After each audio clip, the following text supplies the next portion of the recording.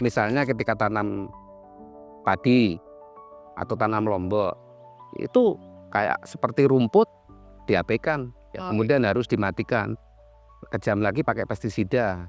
Nah seperti itu. Kalau leluhur tidak, malah justru dibiarkan hidup karena mereka mungkin punya diintegrasikan dengan peternakan. Mereka punya kambing, punya sapi, punya kerbau yang membantu dalam pekerjaan bertani, yang kemudian rumputnya bisa dipakai dan seterusnya gitu.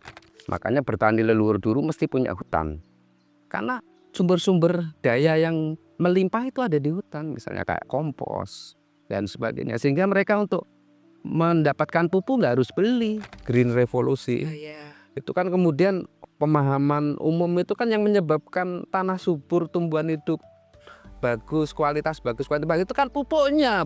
Mereka nggak mikir variabel-variabel yang lain. Nah ngertinya ya pupuk, ketika bagus tambah lagi pupuk, karena kemudian itu untuk mendapatkan hasil yang lebih, agar aku untung lebih, pupuk lagi.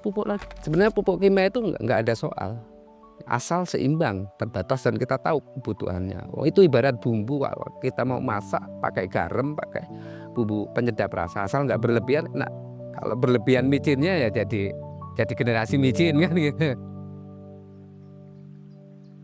Oke, terima kasih banyak Mas Kukuh sudah datang ke Literasi Desa Tumbuh. Sama-sama. Boleh nggak Mas kenalan dulu mungkin dari Mas Kukuh? Oke, terima kasih. Rahayu, saya Kukuh, nama lengkap Kukuh Tiga Manggolo, salah satu pegiat bertani dan juga salah satu founder dari lembaga Sri Tumuwuh dari Seyegan. Oke. Boleh cerita dikit Mas, Sri Tumuwuh ini seperti apa dulu mungkin dari Mas Kukuh? Jadi Sri Tumuwuh itu sebenarnya ada karena ada sebuah proses di mana beberapa teman-teman, khususnya teman-teman penghayat di daerah istimewa Yogyakarta, yang pada waktu itu ada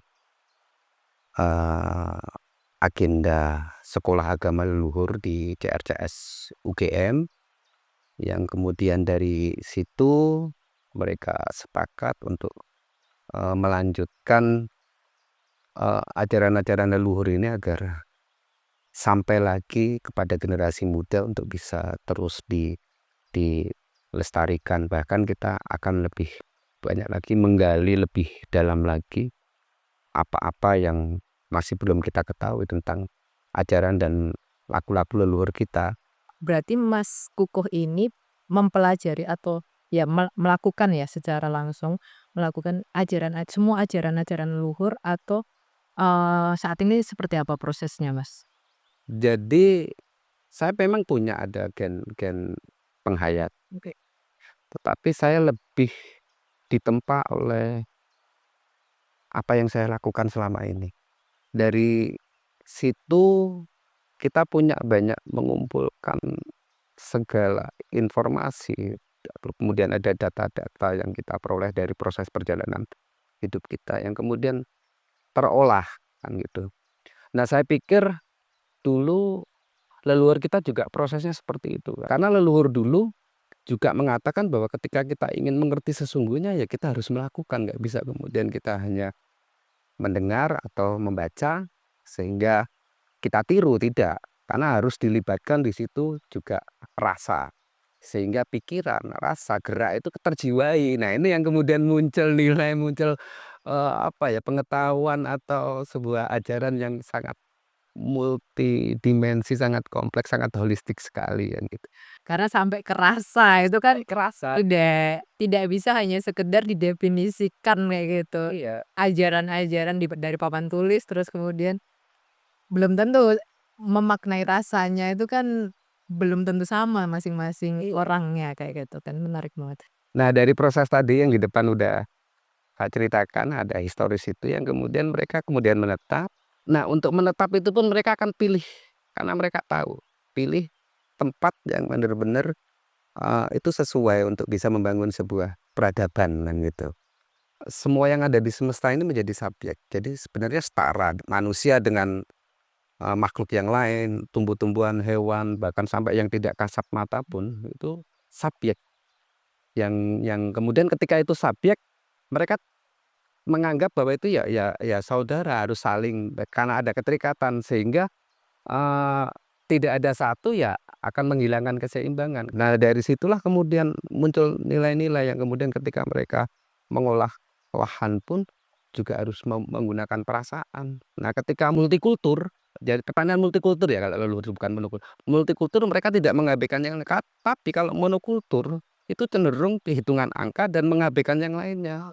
Misalnya ketika tanam padi atau tanam lombok, itu kayak seperti rumput diabaikan, ya kemudian harus dimatikan, kejam lagi pakai pestisida.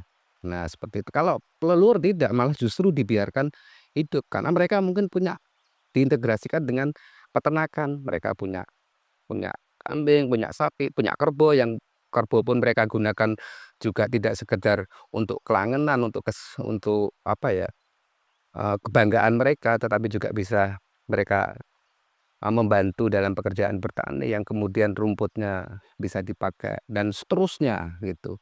Makanya bertani leluhur dulu mesti punya hutan, pasti ada hutan yang sekarang hilang karena monokultur kemudian abai dengan hutan. Kenapa mereka punya hutan? Karena sumber-sumber daya yang melimpah itu ada di hutan, misalnya kayak kompos dan sebagainya. Sehingga mereka untuk mendapatkan pupuk nggak harus beli, mereka bisa ambil aja dari reruntuhan dedaunan dikumpulkan kemudian ditaruh di sawah. Kemudian kotoran hewan karena mereka punya ternak tinggal tinggal ambil. Misalnya terkait penanganan hama, itu kalau kita ada hutan, hama itu nggak akan menyerang tanaman. Karena mereka bertinggal di situ dan berkecukupan di situ. Ada tikus pasti berkecukupan di hutan. Kemudian karena tikusnya di hutan, ularnya di hutan. Nggak mungkin ya ke sawah, nggak ada tikus, nggak ada makanan. Kemudian burung, mereka nggak mungkin makan tiba-tiba datang ke sawah makan makan padi karena sebenarnya makanan pokok awalnya bukan padi, serangga, biji-bijian. Nah, dan itu semua ada di hutan. Tapi ketika habitat itu rusak, mereka mau cari makan di mana? Makanya kemudian mereka beradaptasi juga seperti kita. Yang dulu makan singkong, kemudian bisa makan keju. Nah, mereka juga karena singkongnya udah nggak pada ditanam, yang datang keju, yang makan keju, tikus, dan yang lain-lain juga seperti dan itu keseimbangan terjaga di situ. Sehingga makanya itu tidak disebut hama bagi bagi petani leluhur, malah justru saudara. Apa, burung tadi, mereka udah kecukupan di situ. Nggak harus keluar sampai ke situ. Bahkan misalnya keluar mereka hanya menyanyikan suara-suara merdu untuk menghibur kita gitu.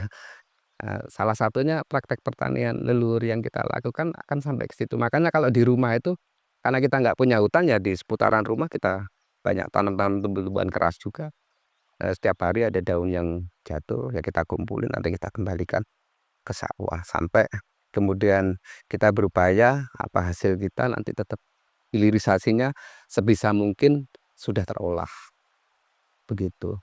Makanya kalau leluhur dulu ada juga punya lumbung dan sebagainya, itu pun sekarang mulai hilang juga. Nah, kita akan menghidupkan kembali itu. Jadi konsep pertanian kita memang pertanian ekologis untuk membuat keseimbangan hidup. Dengan alam kayak gitu. Ya, setidaknya di ekologi di lingkungan itu bisa terjaga karena kalau kita jauh-jauh ingin merubah semuanya kan sangat susah kan gitu. Jadi kita mulai dari itu, membuat sebuah model bisa untuk komparasi dan sebagainya dan nggak apa ya, nggak mungkin kita bisa merubah semuanya kan gitu. Apa yang kita mampu aja. Nah, kenapa Mas Kukuh memilih pertanian dengan laku leluhur ini, Mas? Apakah sebelumnya memang udah pernah bertani terus kayaknya enggak deh kalau untuk yang modern atau seperti apa?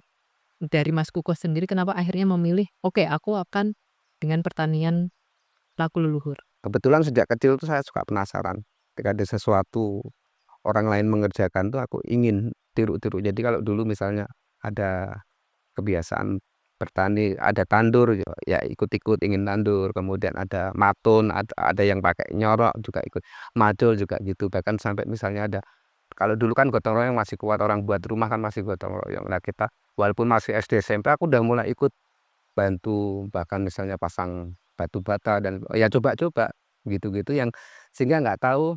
Nah ini genetik tubuh itu ternyata sampai sekarang masih bisa aku fungsikan sehingga ternyata melakukan hal misalnya nyabit, majul dan seperti itu kalau nggak terbiasa susah. Dan harus belajar lama kan gitu, harus belajar lama gitu.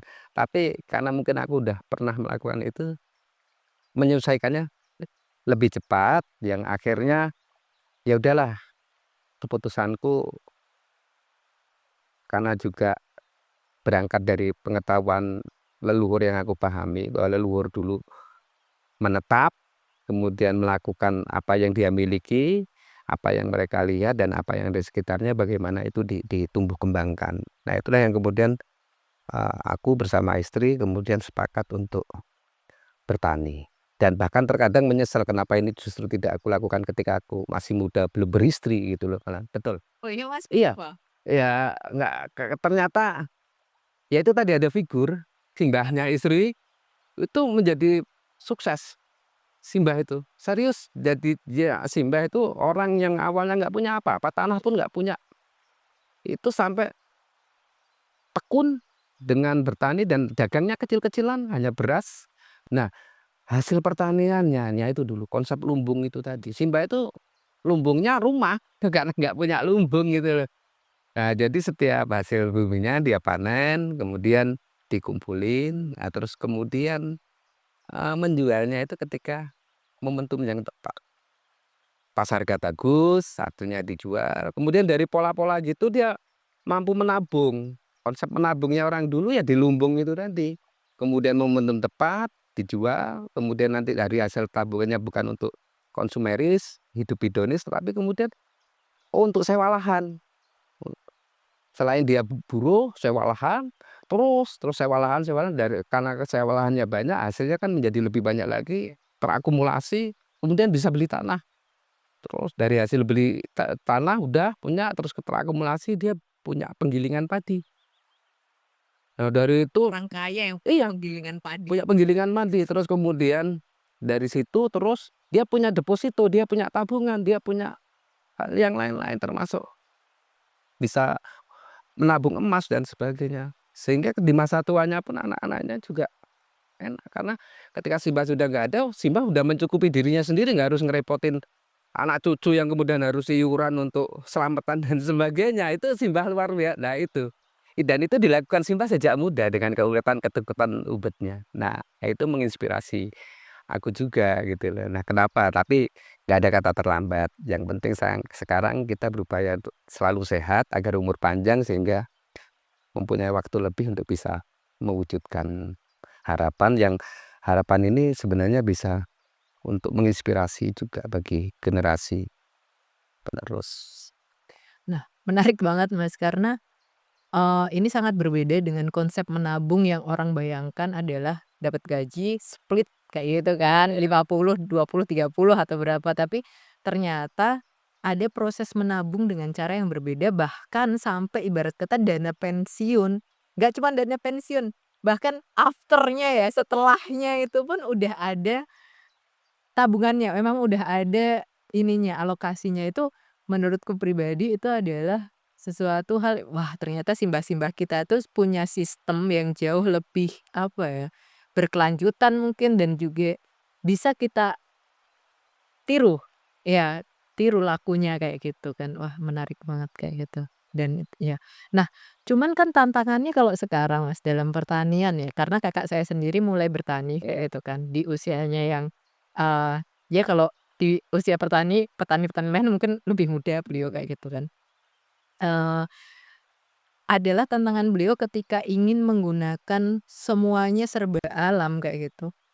Eee Ini kan komunitas ya Mas, pertanian itu tuh kan nggak yang satu kotak nggak bisa yang sumber airnya dia sendiri kayak gitu. Ketika beliau tidak mau menggunakan pupuk misalnya beliau sedang mengurangi atau tidak menggunakan pupuk-pupuk kimia misalnya kayak gitu kan. Eee, yang sedangkan yang dari atas-atasnya, air mengalir kan sudah ada pupuk-pupuknya, kemudian ketika turun turun ke tempatnya dia udah ini. Kalau dari Mas pengalaman seperti ini gimana ininya? Bagi saya nggak ada persoalan. Oke. Emang idealnya organik, alami, tanpa ada pupuk kimia. ketika tanah subur, tercukupi semua unsur, itu nggak ada persoalan. Tetapi sebenarnya ketika ada kondisi yang seperti tadi, kemudian kita berusaha untuk ideal begitu, tetapi kemudian yang lain-lainnya tidak, kemudian itu mengimbas ke pertanian kita, nggak ada persoalan. Karena sebenarnya pertanian leluhur tidak anti modernisasi teknologi bahkan pupuk kimia, karena di dalam proses alami itu pun sebenarnya ada proses kimia. Kalau kita bisa mempelajari proses kimianya nggak menjadi persoalan juga. Nah, ketika ada pupuk, sebenarnya pupuk kimia itu nggak ada soal. Asal seimbang, terbatas dan kita tahu kebutuhannya. Oh, itu ibarat bumbu, kalau kita mau masak pakai garam, pakai bumbu penyedap rasa, asal nggak berlebihan. Nah, kalau berlebihan micinnya ya jadi generasi micin kan gitu. Nah, yang terjadi kan terkadang kita berlebih. Jadi sebenarnya apa toh yang menyebabkan tanah itu menjadi subur, kemudian kalau pupuk kimia diaplikasikan kemudian itu bisa menambah baik. Ya ternyata kecukupan mikroorganisme untuk mengurai pupuk kimia itu harus ada. Kalau itu tidak ada, ya pasti nggak, proses tidak akan berjalan. Ibarat kita mau buat rumah, udah ada materialnya tapi nggak ada yang mau ngerjain kan gitu. Tapi nggak ada persoalan. Nah, makanya kalau misalnya ya yang terjadi sekarang karena masif waktu ada Green Revolusi, Oh iya. itu kan kemudian pemahaman umum itu kan yang menyebabkan tanah subur, tumbuhan hidup kualitas bagus itu kan pupuknya. Mereka nggak mikir variabel-variabel yang lain. Nah, ngertinya ya pupuk ketika bagus tambah lagi pupuk karena kemudian itu untuk mendapatkan hasil yang lebih agar aku untung lebih pupuk lagi, pupuk lagi. Nah, ternyata ketika pupuknya yang banyak kemudian menghasilkan residu. Nah, ketika residu ini ada banyak di situ mikroorganismenya yang kemudian hilang gitu loh. Nah, nggak ada yang ngerjain untuk mengurai itu tadi. Nah, semakin itu yang kemudian tanah menjadi bantat dan sebagainya. Sehingga yang terjadi ya hanya residu terus. Jadi Nah, kayak tumpukan residu. tumpukan residu tapi nggak ada pengolahan lahan untuk mengembalikan lagi itu. Nah, ada pola misalnya nggak ada lagi mengembalikan lagi, kemudian mereka memberi pupuk kompos yang banyak, kemudian kotoran hewan yang banyak dan seterusnya untuk mengembalikan proses itu. Nah, kalau kalau pertanian leluhur kan nggak lompat-lompat terus, memberi itu kan tiap hari, ya, seiring terus, nggak hanya ketika, oh tahu ini kurang baru dikasih, enggak. Dan nanti alam tanah bekerja sendiri. Mereka itu lebih pintar dari kita kok, bisa mengolah sendiri asalkan kecukupan-kecukupan, yang ada di tanah itu ada sehingga mereka bisa bekerja. Kayak manusia nggak bisa bekerja juga susah, tanah juga gitu ketika apa ketika tanah mau bekerja, tidak ada yang dikerjakan, mereka kan bingung karena yang mau dikerjakan diambil, Iya. itu mereka tidak bisa bekerja dengan, eee, efektif, efisien dan ini. Berarti artinya sebenarnya tidak ada, maksudnya kalau misalnya ada teman-teman yang anak-anak muda yang sekarang sedang idealismenya adalah ingin mengembalikan semuanya dengan alami kayak gitu ya Mas, kayak gitu. Walaupun tetangga-tetangga sawahnya, kotakan-kotakan sawahnya yang lain itu belum melakukannya, itu tidak masalah kayak gitu ya? Tidak masalah. Tetap jalanin aja gitu. Jalinin aja, nah kita tahu bahwa tanah sakit, ya tanahnya kita sehatkan dengan kita beri unsur-unsur yang diperlukan. Ya memang kalau mau agak ekstrim, memang untuk mengembalikan kesehatan tanah itu butuh biaya banyak, karena nanti butuh karena jadi tanah itu ibarat sawah itu ibarat pot, medianya kita cari dari luar yang muncul itu. Tetapi itu biaya mahal. Nah, kita nggak mampu, makanya proses kita pelan-pelan. Nah, terkadang mah dalam proses itu mungkin di awal pertumbuhan hasilnya mungkin kurang dan sebagainya, tapi dengan proses itu terus kita lakukan berkesinambungan terus-terus, ya nanti akan sampai ke situ, gitu ya. Kalau dari Mas Kukoh sendiri selama menjalankan, proses pertanian dengan cara leluhur ini, atau dengan cara alami juga kayak gitu, tantangan yang Mas Kukoh hadapi apa Mas? Tantangan yang berat kita belum bisa langsung merasakan hasil secara material yang mungkin kalau pakai ukuran umum ya itu Iya. ya eee, belum bisa dalam berproses ini ya. Nah, tetapi kita sekeluarga punya keyakinan nanti dalam proses ini semesta akan, membantu kita untuk sampai ke situ. Ya tantangannya ya kesabaran, keikhlasan, itu harus selalu ada. Menerima apa yang sudah kita jalanin dan menerima apa yang hasil yang kita jalanin. Ya udah seperti itu, tapi kita selalu terus belajar untuk mengedukasi semua, pakai prinsip-prinsip leluhur. Semua menjadi data, informasi kita olah lagi untuk mencari solusi-solusi yang tetap selaras dengan semesta. Tuh, Nah, Mas, pertanyaan terakhir nih, Mas. Harapan dari Mas Kukuh untuk petani-petani muda atau petani-petani yang mau mencoba, mempraktikkan cara-cara leluhur, laku-laku leluhur seperti apa? sebenarnya 20% dari kita penduduk ini, 20% aja melakukan praktek itu bisa menjaga keseimbangan.